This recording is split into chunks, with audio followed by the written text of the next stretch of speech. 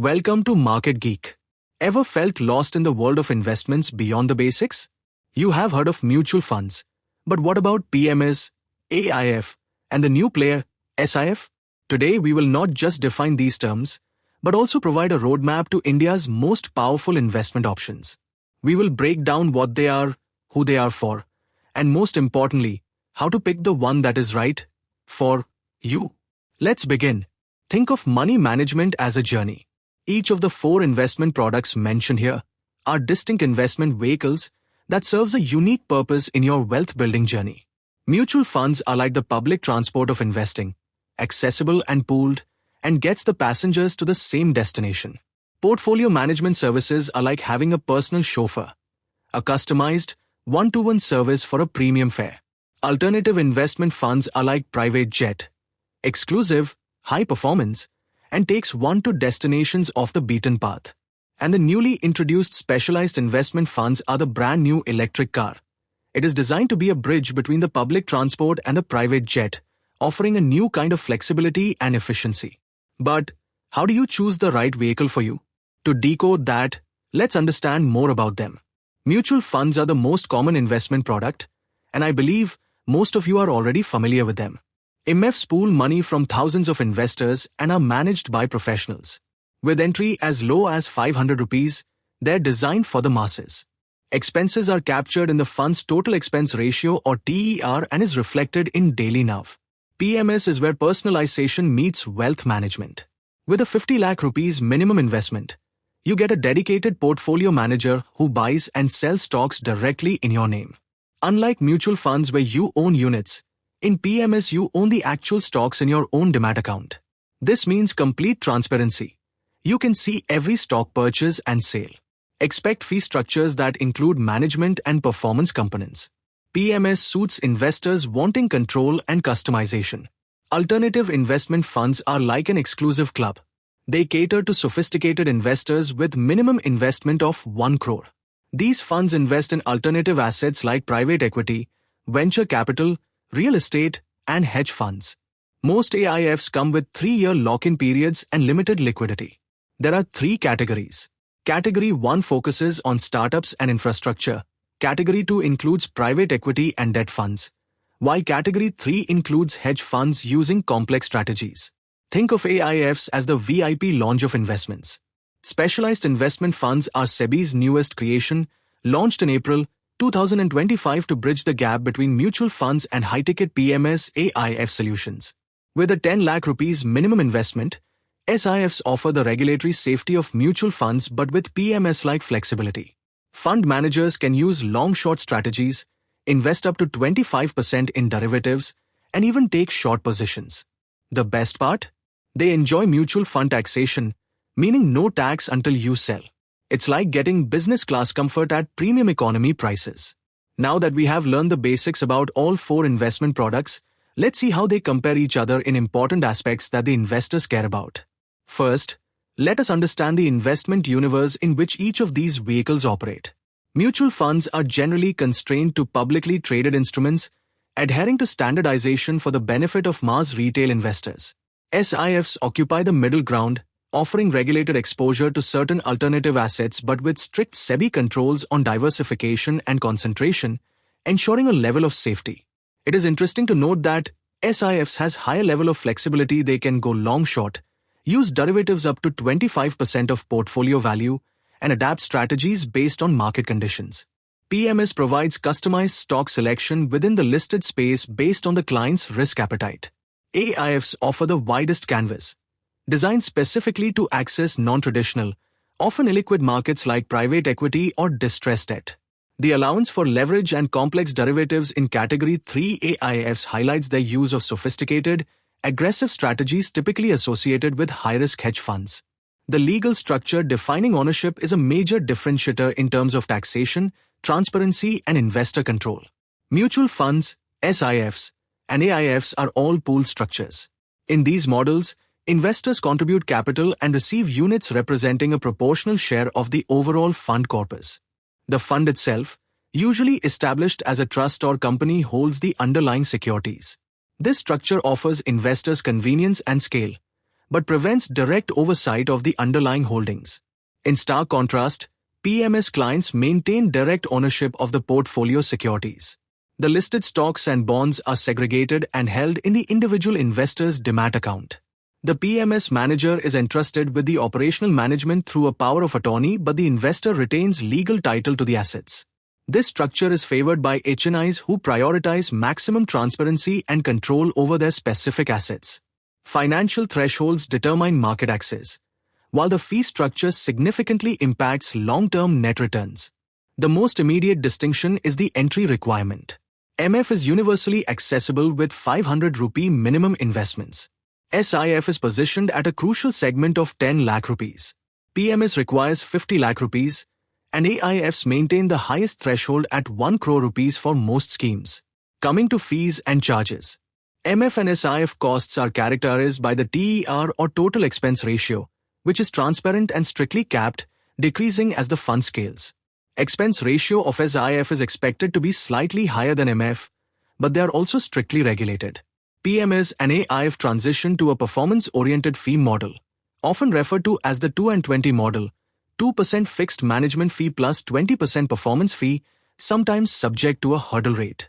While this structure incentivizes alpha generation, the overall cost to the investor in PMS and AIF is substantially higher than in mutual funds. The tax structure is a major determinant of investment complexity and a crucial factor in net returns. Taxation depends entirely on the structure and categorization of the fund, particularly concerning the concept of pass-through status. Taxation is considered pass-through if tax liability is passed directly to the investor, who is responsible for reporting and paying taxes on any gains. Among all the types investment products that we discussed here, all except Category 3 AIFs are pass-through. One significant advantage in case of MF and SIF is that tax is paid only upon the redemption of units. This simplifies tax compliance immensely and gives the investor control over the timing of a taxable event. In contrast, due to the tax on every trade model for PMS and pass-through AIFs, the investor is taxed on every profitable trade the fund manager makes, even if the money is not withdrawn from the fund. In case of Category 3 AIFs, taxation is at the fund level. That is, the fund itself pays the tax before distributing any profits to the investors. The fund's income, which includes capital gains, interests and dividends, is treated as business income and is taxed at the highest marginal rate, up to 42.7% at the fund level.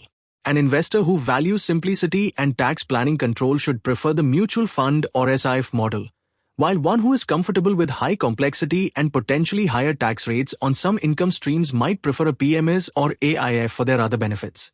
Liquidity, or the ability to exit an investment quickly without penalty, varies drastically across these four categories. Mutual funds offer high near-daily liquidity, with redemptions processed swiftly at NAV. This is a necessity given their retail investor base and mandated investment in listed assets. SIFs introduce a flexible moderate liquidity framework.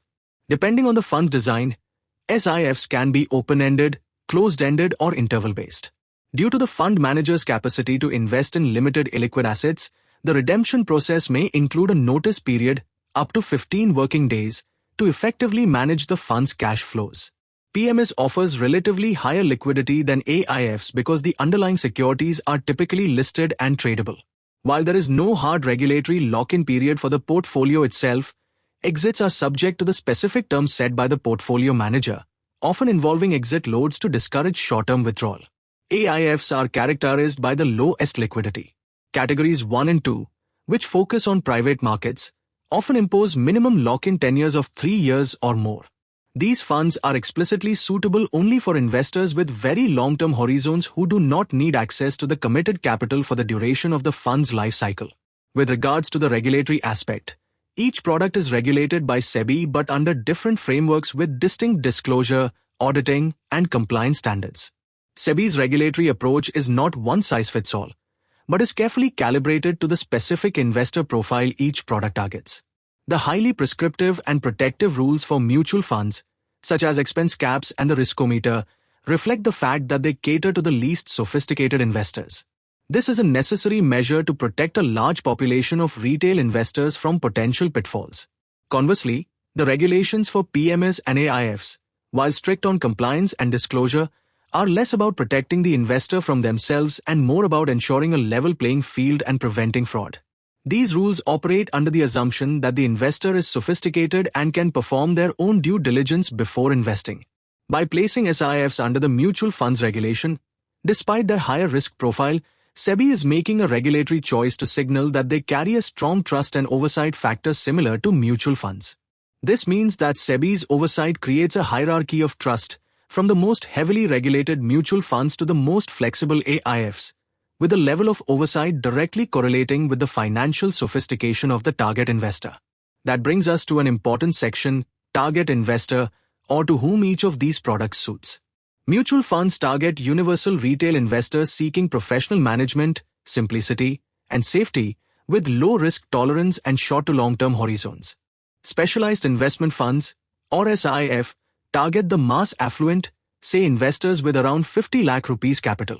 This group is typically experienced in market dynamics, comfortable with moderate risk, and seeking strategies that offer more customization than a standard mutual fund but still require high regulatory assurance. The introduction of SIF specifically validates the existence of this underserved segment. Portfolio management services target high net worth individuals, or HNIs.